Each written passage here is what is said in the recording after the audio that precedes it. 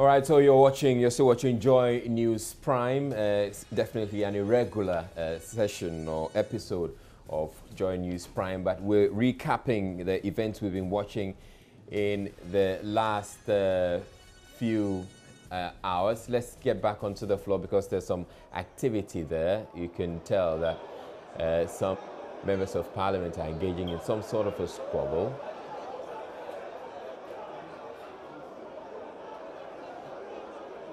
And this is happening right after the speaker had walked out of the chamber, indicating that he would rule on this particular matter tomorrow. He's deferred his ruling on the matter until tomorrow. You can identify a number of the MPs, MP Sam George,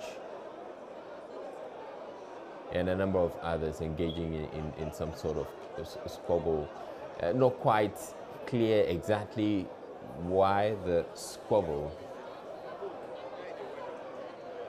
But the events we've been looking at or observing the last hour or so, the Bawku Central MP Mama Yariga, he's been found guilty of contempt of Parliament over his claims that the Appointments Committee of Parliament was bribed by then Energy Minister designate Boakye Ejago. The 5-member committee tasked to investigate the bribery allegation has therefore recommended that he should be made to apologize or face the stipulated sanctions. The committee by this has cleared the Appointments Committee chairman and the 2 others implicated in the bribery claims. Now, the Bawku Central MP Mama Yariga was given the opportunity to apologize, except, well, he had some things to say before he rendered that apology. It appears the speaker did not quite find that apology, the kind of apology he was expecting, the unqualified apology that he was expecting. We'll be bringing a bit more on that. But also in the bulletin tonight, the Vice President has assured the Kufuor government has and will implement the blueprint to put Ghana's economy back on the road to recovery. And then the Ghana Cocoa Board has reiterated its commitment to improve the well-being of cocoa farmers following revelations top executives appear to be living fat off the toil of the farmers. In business, government of Singapore pledges investment support for Ghana's industrialization project under the One District, One Factory initiative. And in the last few minutes, we have the statement coming through from the presidency. President Kufuor has appointed a new governor of the Bank of Ghana, and you may be aware that the governor resigned earlier in the day. So the statement has come through, and I'll bring you the details in that statement.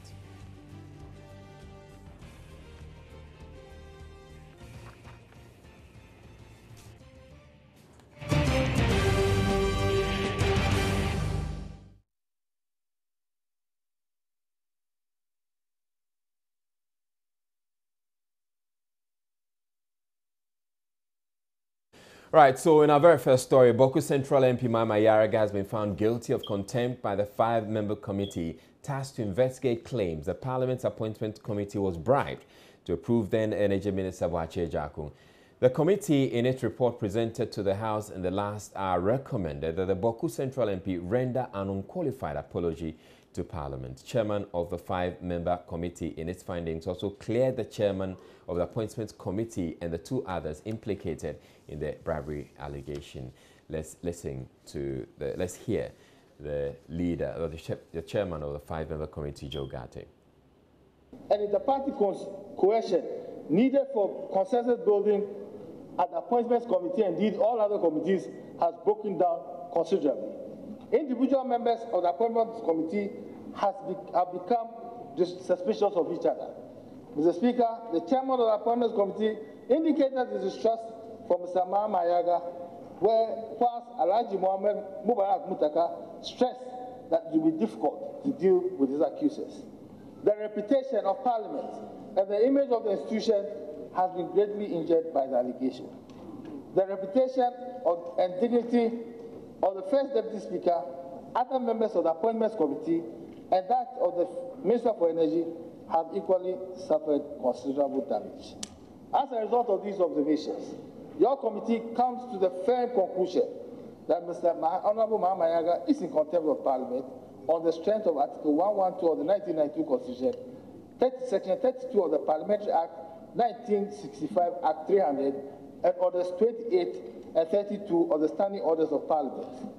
The committee came to this conclusion because Honorable Mahama Ayaga failed to prove that indeed Honorable Boakai Agyarko had given money to Honorable Joe Osei-Owusu to be distributed to members of the committee with a view to bribe them, but all the same published this information. Mr. Speaker, having established a case of contempt against Honorable Mahama Ayaga, as well as having examined the sanctions regime available, the committee, your committee, recommends to the House as follows: that the Honorable Member for Bawku Central, Mr. Mahama Ayaga, be remanded by Right Honorable Speaker in accordance with Section 35 of the Parliament Act 1965, Act 300. That Mr. Mahama Ayaga renders an unqualified apology to the House and thereby purging himself of the contempt. Now, the chairman of the committee, Joe Garte, indicated that they had to clear the appointment committee chair and the two others because there was no evidence found against them. Mr. Speaker, cannot therefore rely on the hearsay evidence mentioning two mystery members of the appointments committee. Mr. Speaker, in the circumstance, with regards to the first issue or term of reference, which is to establish whether First Deputy Speaker, Mr. Joseph Osei-Owusu, took money from the Energy Minister, Mr. Boakai Agyarko, and gave it to the Minority Chief Whip, Honorable Alhaji Mohammed Mubarak Mutaka, to be distributed to the members of the Appointments Committee. The committee is unanimous that there is no evidence that Honorable Boakai Agyarko gave money to the Honorable Joe Osei-Owusu to bribe members of the Appointments Committee. Furthermore, there is no evidence that this committee can rely on to lead it to the conclusion that Honorable Joe Osei-Owusu gave money to Honorable Mohammed Mutaka for the purposes of bribing the members of the Appointments Committee or for any other purpose at all. Mr. Speaker, your committee is of the view that a multiplicity of rumors does not metamorphosize a rumor into a fact. Now, after submissions by the minority leader and his colleague majority leader, the Speaker offered the Bawku Central MP an opportunity to purge himself of the contempt charge. Honorable Ayaga, if he so pleases, may stand in his place, render the withdrawal and apology, whereafter I'll proceed from there.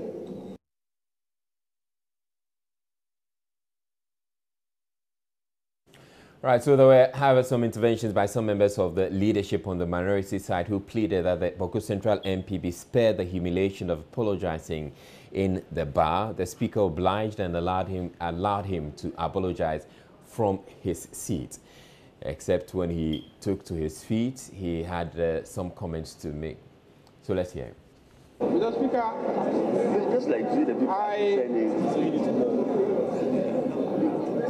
I have every intention to show you utmost respect and act according to your directives. But I will do myself grave injustice if in rendering the apology, I do not point out certain matters that I also feel are important for you to advert your mind to.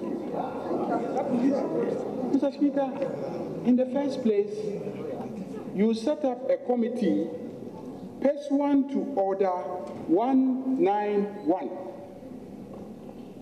First legal question is, does that committee have the power to come to conclusions relating to matters of contempt?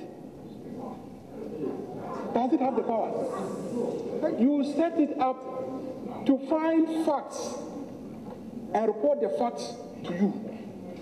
Does it have the power to come to conclusions on matters of contempt which are clearly spelled out in Order 30, 31, and 32. Facts, not to conclude on contempt, because the issues of contempt are clearly defined in the standing orders. And so that is the first thing that I just wanted to advert your mind to, whether the committee can make findings and come to a conclusion that the provisions of contempt have been violated. That's the first question. Mr. Speaker, the second question is they used criminal standards determining the burden of proof. Mr. Speaker, if you conclude that you want to use the criminal standard, then you might as well have, during the proceedings, use the criminal process. What is the criminal process? If you call a witness in any criminal trial, he should also cross-examine the other side, so that you can come to the conclusion that will enable you to exact criminal sanctions. You didn't do that.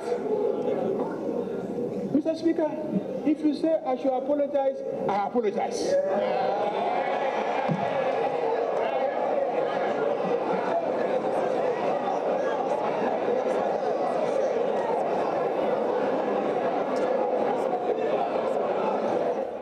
Right, so the Speaker subsequently then ruled and decided to defer his ruling to tomorrow too. So we're expecting a ruling on this particular matter sometime tomorrow. But in other news, Vice President Dr. Mahamudu Bawumia says the Akufo-Addo government has found and will soon implement the magic plan needed to put the economy back on the road to recovery.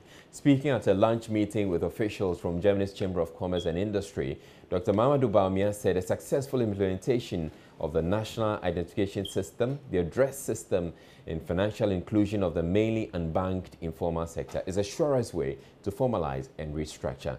He also assured the representatives government will tackle corruption and strictly enforce the new procurement regime to propel the country's economy back to recovery. We have set ourselves a major task for this year in 2017, to put in place the 3 pillars that would anchor the formalization of the Ghanaian economy. We think that these 3 pillars are very critical. They are what we call the unwritten rules of the game. Because the whole economic development game, nobody's going to come and force you to do a national ID, to be able to identify your citizens. If you don't, that's your problem. So this year, we want to bring in a national ID card for the economy, for the country, so that all our citizens are uniquely identified. When we do that, we will no longer have any questions about the electoral register, who is on it, who is not on it. It will be quite simple, and we should be able to move towards the digital address in sometime in July, and then we proceed following that with the national ID, because when you come in to register for national ID, you will have to put in your address also. The third pillar of our formalization of this economy is to do with financial inclusion. Too many of our people don't have bank accounts, with some 60%, and we want to bring people into the banking system, the financial system, and we are challenging the Ghana Interbank Payment and Settlement Service, GIPS, which is owned by the central bank, to lead that process. All right, so now lead economist at the African Development Bank, Dr. Ernest Adesing, has been appointed the new governor of the Bank of Ghana. And we're getting a statement to that effect from the Flagstaff House in the last few minutes. And the statement reads, on Monday, 27 March 2017, the President of the Republic, Nana Addo Dankwa Akufo-Addo, received a letter from Dr. Abdul Nasiru Isahaku, Governor of the Bank of Ghana, indicating his resignation from office effective Saturday, 1st April 2017. The President, with considerable regret, has accepted his resignation. In order not to have a vacuum at the top of such an important state institution, the president, in accordance with Article 183, Section 4, Subsection 8 of the Constitution, has appointed Dr. Ernest Kwamena Yedu Adesing as Governor of the Bank of Ghana, subject to consultation with the Council of State. A letter dated 30th March 2017 from the President has accordingly been sent to the Council. Dr. Ernest Adesing was, until his appointment, the lead regional economist of the African Development Bank at its Southern African Resource Center.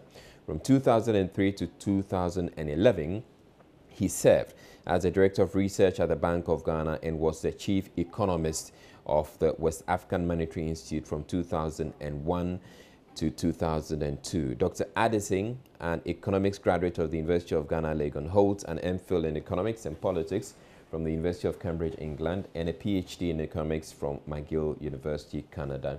And the statement is signed by Eugene Ahing, his Director of Communications at the Office of the President. So that's essentially a confirmation of the information we had earlier on in the day, that indeed Dr. Issahaku, Abdul Nasiru Issahaku, was resigning, and that he was going to be replaced by Dr. Adesing. Now let's go back to our very first story, which has to do with the contempt charges, or the Bawku Central MP being found in contempt of Parliament.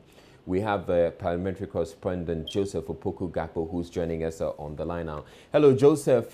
So it's been quite an eventful day, and it ended with what was supposed to be an apology, except that it turned out it probably wasn't quite an apology. What can you tell us about what's been happening subsequently? Hello, Joseph.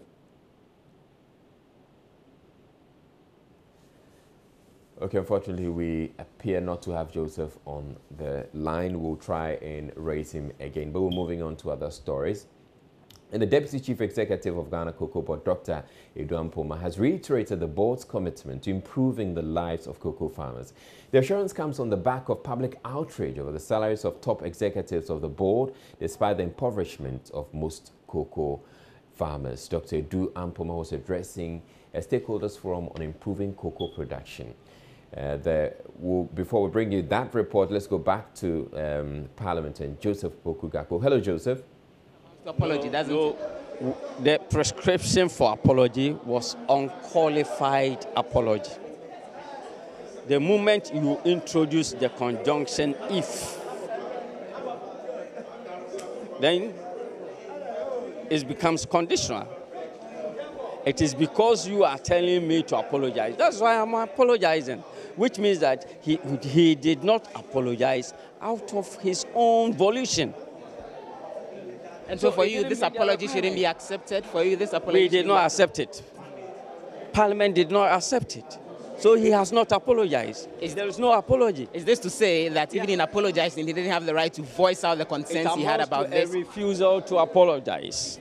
That's what it amounts to. So what's the way forward now? What happens next? The Speaker indicated that he will be giving further directives on that. He will give a further directive tomorrow. But could this issue have ended today so that then we can move on to other business from tomorrow, going all other things being... There will be no issue.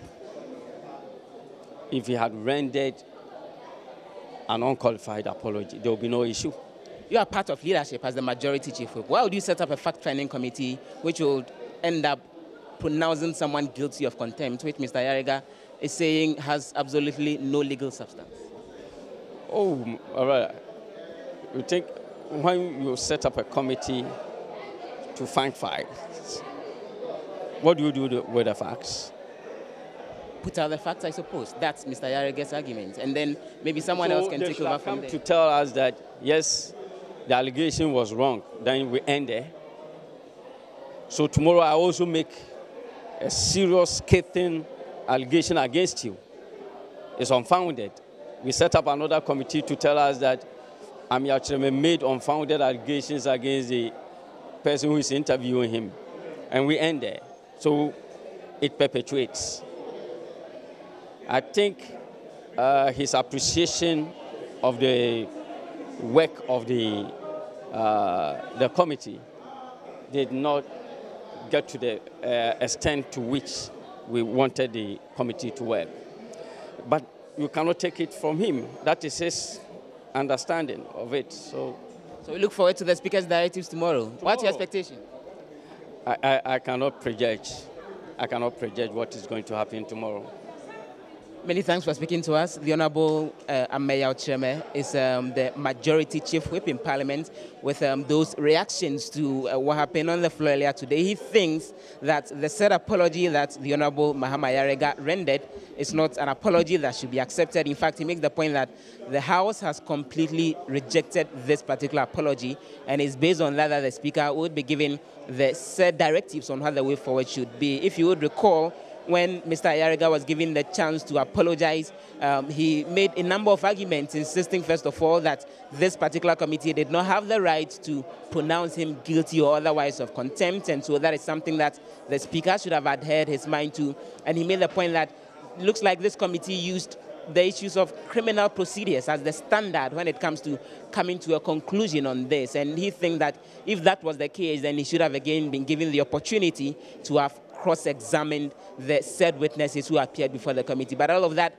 did run for a while until eventually the Speaker had to adjourn sittings in the middle of that and indicated that tomorrow they'll continue conversations on this. And so it looks like it's not over yet until it's all over. We look forward to what happen tomorrow. All right, Joseph, now, before you go, we observed some things on the floor of Parliament. That was just about when the Speaker had walked out of the chamber, and it had to do with some chaos. Are you able to speak to us, explain to us what exactly was happening? All right, we have lost Joseph there, but you're watching Joy News Prime. We're taking a break. We'll be back with more stories. Stay tuned.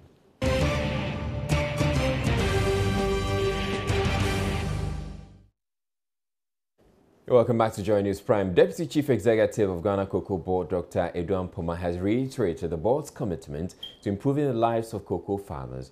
The assurance comes on the back of public outrage over the salaries of top executives of the board, despite the impoverishment of most cocoa farmers. Dr. Edu Ampoma was addressing a stakeholders forum on improving cocoa production. There's more in this report. The forum brought together leaders of cocoa farmers associations, marketing companies, and experts in the industry. The program, organized by a Dutch-based NGO, UTS, sought to offer industry players an opportunity to share ideas on ways of improving cocoa production. Delivering a keynote address, Deputy CEO of the Ghana Cocoa Board, Dr. Edu Ampoma, underscored the need for a concerted effort to place cocoa farmers as the topmost beneficiaries of proceeds from the sector. It is for this reason that Ghana Cocoa Board deems it appropriate to collaborate with key stakeholders like UTS to enhance the well-being of the farmer through the implementation of programs that make him more professional and also improve their livelihoods.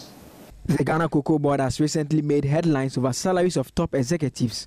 Board Chairman Hackman Osu-Agyeman announced that his swearing-in moves to halve the salary of top management. Chairman of Cocoa Abrabopa Association, that has almost 20,000 farmers as members, has backed the move, insisting the association must focus on assisting farmers. Farmers at our level, our livelihood, there is a problem with it. You go to some villages and even look at the standard of living in the village, and you ask yourself, you are the producer of the cocoa and a regulatory body that is supposed to champion your welfare. You see the executives taking this amount of money. When we hear some of these things, in fact, we didn't know. So when it came to us, some of us were just asking ourselves, why on earth should one person take this amount at the expense of the ordinary poor farmer? So we really want, fine if they are saving our needs and they are taking that amount. We don't have much. We do have major problem in the industry that they need to address. Input is one of the problems. The way we are distributing inputs in this country, when we started with the free fertilizer, it was a nice intervention actually. But the question we kept asking ourselves was that, will every cocoa farmer get the inputs? Deputy CEO of Cocoa Board, Dr. Ampoma, told the press the new management was not against the pay cuts announced. It is for this reason that Ghana Cocoa Board deems it appropriate to collaborate with key stakeholders like UTS to enhance the well-being of the farmer through the implementation of programs that make him more professional and also improve their livelihoods. Similar forums are expected to be held to educate farmers on best practices later in the year. Well, in a related development, the Fair Wages and Salaries Commission has reacted to the public uproar over the salary pay the chief executive of Ghana Cocoa Board, explaining it had no hand in the determination of that remuneration. The new Cocoa Board chair on Tuesday publicly stated that the 75,000 Ghana cedi salary was too much and would be slashed. The revelation has, however, got many wondering why a public servant will be paid so much, well above what is paid anyone on the single spine pay policy used for government employees. The Fair Wages Commission in a statement says, though it has noted the public concern over salaries of executives of parastatal institutions, it wishes to state that at the moment, the Commission has no hand in the determination of the salaries of the chief executives of the institutions mentioned. The statement explains that some institutions opted out at the onset of the single spine pay policy when all public institutions were invited to submit their allowances and salaries to enable the Commission harmonize and standardize existing conditions, claiming that per the definition of public service as related to the SSPP, they were not covered. It says it is worth noting, however, that irrespective of what any institution claims, the Fair Wages and Salaries Commission Act still mandates the Commission to develop and advise government on and ensure that decisions are implemented on matters related to salaries and wages. It adds the Constitutional Review Committee's report has further recommended the transformation of the Fair Wages and Salaries Commission to a fully independent commission to be known as the Independent Emoluments Commission, which should be mandated to determine and monitor all salaries of all state employees, from the president to the last public servant. Fair Wages and Salaries Commission is in consultations with government and parliament for the review of the FWSE Act to distinctly define the scope of the Commission's mandate in determining the emoluments of public institutions. It concludes that it is confident the new direction would help alleviate the seeming disparities in salaries and conditions of institutions across the entire public sector. Now, management of the Universal Merchant Bank has earmarked $100 million to support government's One District, One Factory initiative. A management team of the bank, led by its board chairperson Betty Zomelo, disclosed this when they paid a courtesy call on President Nana Akufo-Addo. Addressing the president, its CEO, John Ewuah, said the bank has already set up a department that will be solely responsible for assisting in financing anyone who will be interested in developing or building a factory in the country. You can see that I'm receiving even more gifts. Because what you're saying is so strongly in alliance with what our government has set out to do. We believe that it is the foundation for the developed and prosperous Ghana that all of us want, to be able to build our country from the bottom upwards. And the whole design of the One District, One Factory policy lies expressly in that. To come across a bank that says that it has $100 million ready to support the project, that's a major, major piece of news for us. I know that the bank itself has gone through a fairly turbulent recent history. But I'm understanding from the way you're talking, from what I hear, that it's over. And that a certain amount of stability has now been brought into the operations of the bank. The people who will be at the center of driving the initiative, one of them is here directly, Robert Ahumkandenze.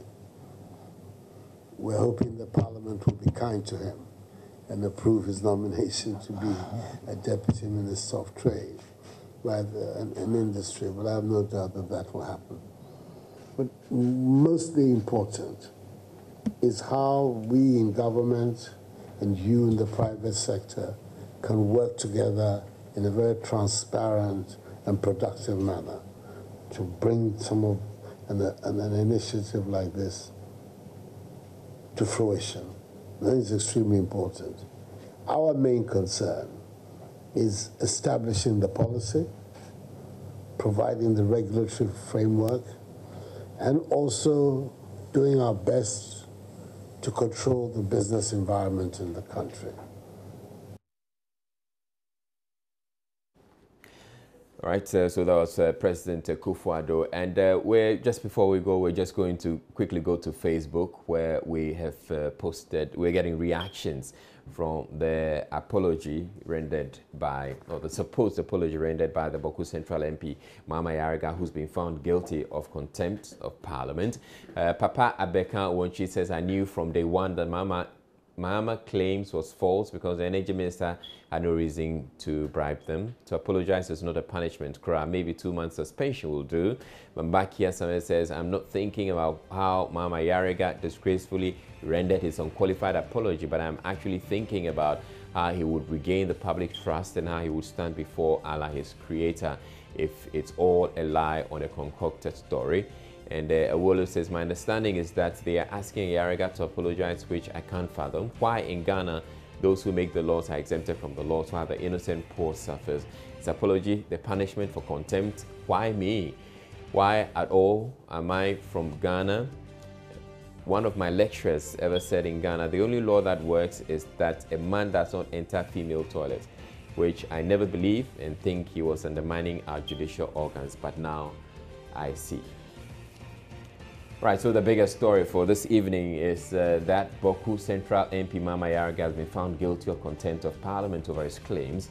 The Appointments Committee was bribed by then Energy Minister Designate Boakye Ejiakor. The 5-member committee tasked to investigate the bribery allegation has therefore recommended that he should be made to apologize or face the stipulated sanctions. The committee by this has cleared the Appointments Committee chairman and the 2 others implicated in the bribery claims.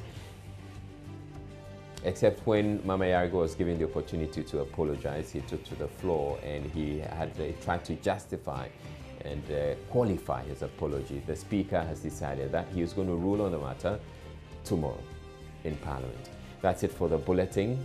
My name is Israel Lai, but we're going to be posting a video, some videos of the proceedings in Parliament on our Facebook page, so you can get to find out, read and share. Thank you very much for watching. Have a good evening.